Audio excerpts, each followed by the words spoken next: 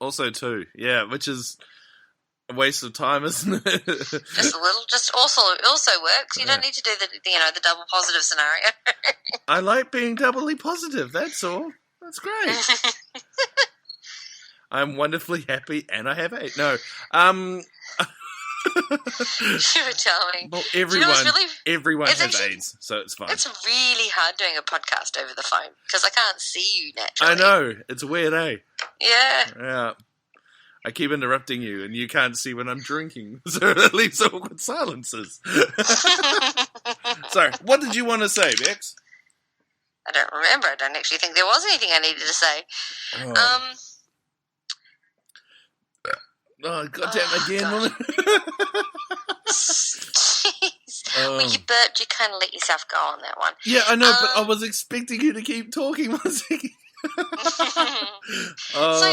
So do you know what tomorrow is? Tomorrow is Wednesday, the 29th of March. And what does that date represent?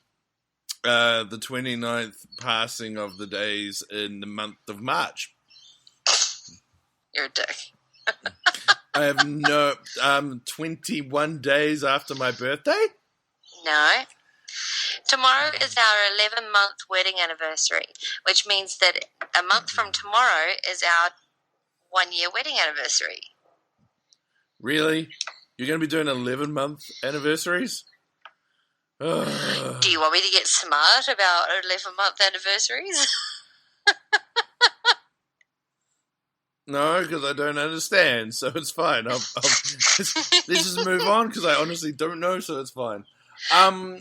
Okay, yeah, so we're going to be, away next month or something, but we had still enough time we still have time for podcasts and uploads and stuff like that. It'll be fine. Yeah. No. I'm more excited about something else, to be honest with you. Oh, what's that? I've done a lot of work, I've done a lot of editing, I've done a lot of mixing and downloads and everything, but for the new Rose Tinted Glasses episode. Oh, yes, it's going to be a good one. Yep, and I've already figured out what we're doing for the next one and then the next one. Oh, brilliant. You're going to have to let me in on it when we get home. No, I can let you in now if you want. But well, no, I think because then everybody else will know what to expect when the next episode comes out. It's supposed to be a surprise. Well, this one will be for April, obviously. The 95 will be for April. Because we missed March, sorry. Whoops. Yeah. Something came up, me being born and things like that. So that's April. May's taken care of. That'll be earlier in the month. So we need to get that sorted. Maybe on the 4th or something like that of May, we need to work something up. And sorry, I think you understand what I'm talking about now. But that's a subtle hint. Yeah, there's nothing subtle about that. Yep. That's as subtle as slamming a door in a face. Yeah, I know exactly what you're saying. The 4th of May. Yep. Yeah. And so this would be June. So this will be June's one. This is going to be the next one. Nice. And I already have it sorted. As I said, we should have started with the year and moved on that way instead of just randomly picking years. But that would mean intelligence and working it out beforehand. So yeah, true. Yeah, but I'm excited about 1995 because once again, you go through all these lists and you go, "Holy shit, that song came out then, and this song came out here, and this came out here." And what makes me giggle is that one of the movies, because we're obviously doing movies and music. Yeah. I'm doing the music. You're doing the movies. Yep. Yeah, one of the movies that you were talking about. I was like, no, that came out in 1994. You're like, really? I was sure that came out in 95. I'm like, no, 94. What was the movie I was talking about? Because I'm confused now. The Lion King. Oh, yes. Yeah. Yes. Because Pocahontas that came out in 95 and failed. That's right, because they were expecting Pocahontas. Pocahontas was their A movie, and The Lion King was their B movie. It got spanked by The Lion King. It got spanked, sent home, and said, "Don't fuck with us ever again." That's great. Absolutely. Yeah, but okay, favorite song or favorite moment from The Lion King? Even though I know it's not thing, I'm just thinking of something to talk about right now. What would be your favorite moment? There's a couple, but the best part for me is the really cute little bit where he's stuck in the elephant graveyard with the hyenas. Yeah. And Wait, hold on. Is this a spoiler? No. Because we need to do a spoiler if it is. Oh my god, the movie's like 20 plus years old now. Come on. I know. I was just being a douchebag. I've had Mother Energy drink, so I'm buzzing now, so it's good. Okay. Well, don't drink them all. They feel work. If I had 4 cans of Mother, I'd be dead. I'd be the house would be cleaned from top to toe. Outside would be done with a pair of scissors, and I'd be dead. It'd be fun to watch, though. You Looney Tune. So anyway, so it's the bit where they're stuck in the elephant graveyard with the hyenas, and Simba tries to roar. Oh, yeah. And the second time he does it, it's the cuteness of Simba roaring. It's the hilarity of the hyenas' faces dropping, and then the awesomeness of Mufasa coming and attacking and saving the kids. Yeah. I'm not a Disney fan, but that movie I've got like 4, 5, 6 decent parts. I like any part with Rowan Atkinson's Zazu.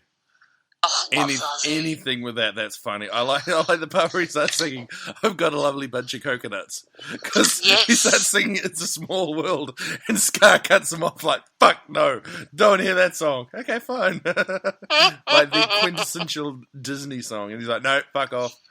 And then even like the little parts where he says, "I wouldn't have to do this for Mufasa," and then Scar just rips into him. That's like a damn son. But he's not the king anymore, right? Yeah. But my favourite song. This will see how good you are at knowing me, Bex.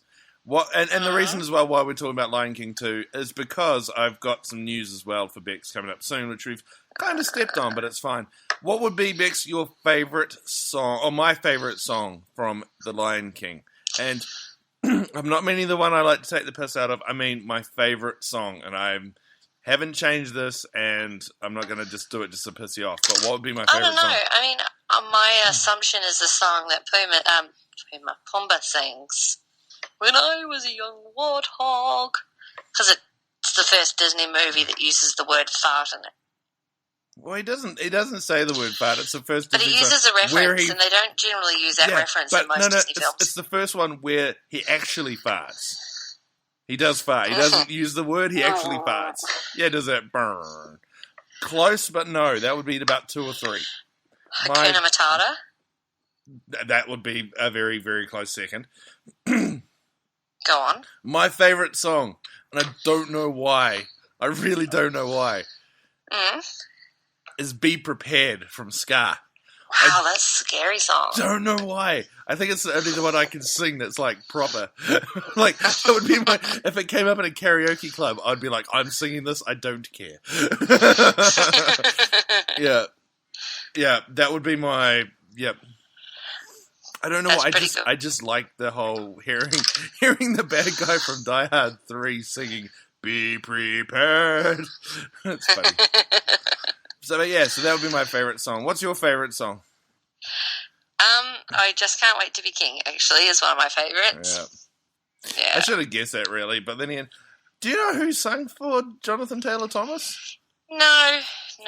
For years I thought it was him, and I was very, and you told me it wasn't, and I'm just disappointed now. Okay. Yeah, no, Jonathan Taylor Thomas didn't sing in that one. Just like, no, Matthew Broderick did sing in his, didn't he? Yes, he did. He sings as the adult Simba. But yes, so, the new movie coming out. The new Lion King movie. Gotta love it, don't you? No. What makes me laugh is the fact is that they're getting James Earl Jones to come back as the voice of Mufasa. But they're getting Donald Glover to be Simba as well. Nope. It's going to be fun. Live action remake. But did you see? Okay, this is another reason why I love Disney at the moment. They're just diving into other things. So to go through the $1 billion opening weekend or whatever the fuck it was for Beauty and the Beast. Did you hear about the new one? They've just started casting. No. It's a live action version of Aladdin. Oh, no, Vex. Don't get that sigh already. Get another one ready. Are you aware of who the director is going to be of the live-action Aladdin movie? M. Night Shyamalan. No, it is not going to be M. Night Shyamalan. And then you find out at the end of it that it was all a dream. No. The new movie is going to be directed by Guy Ritchie.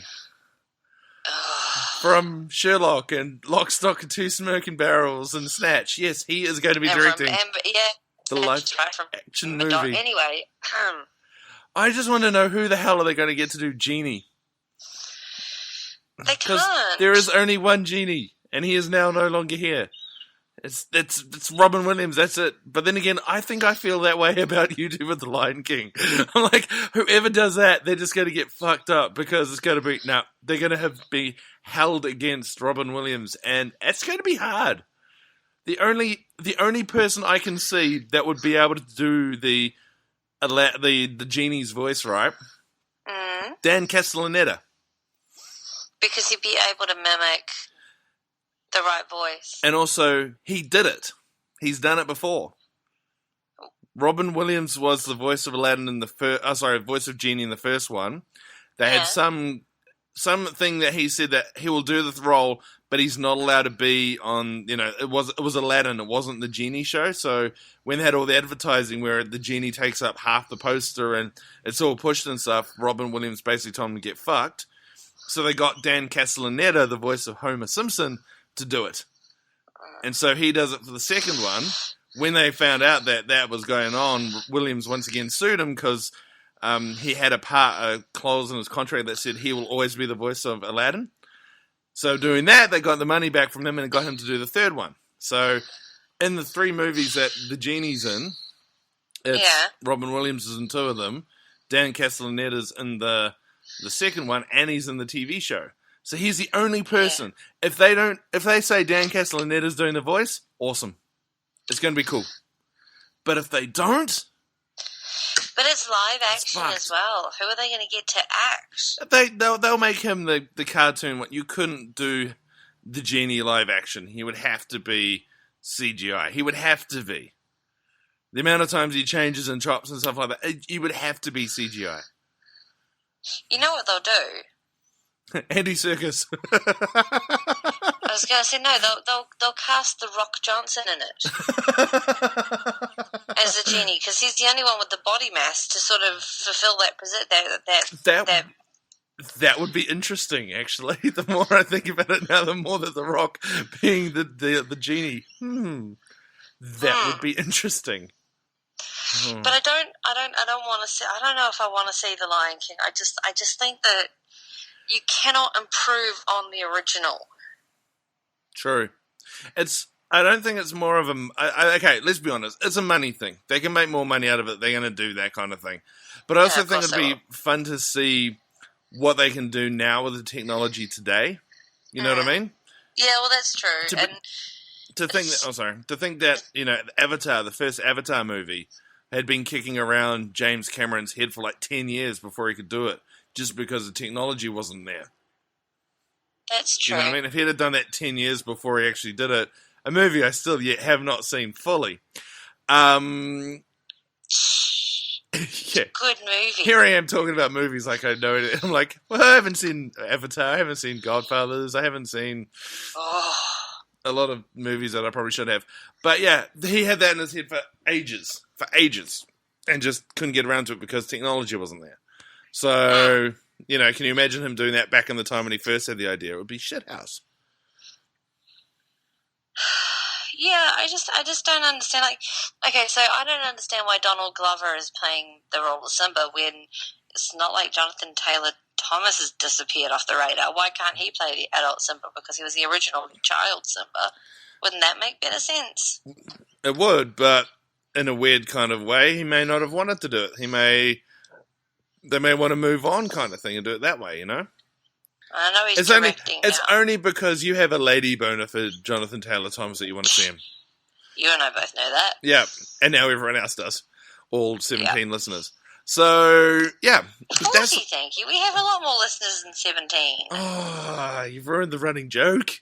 God. Sorry. Actually, I found out that there's on the Spreaker app that we use, there's two different things that say there's a playing and a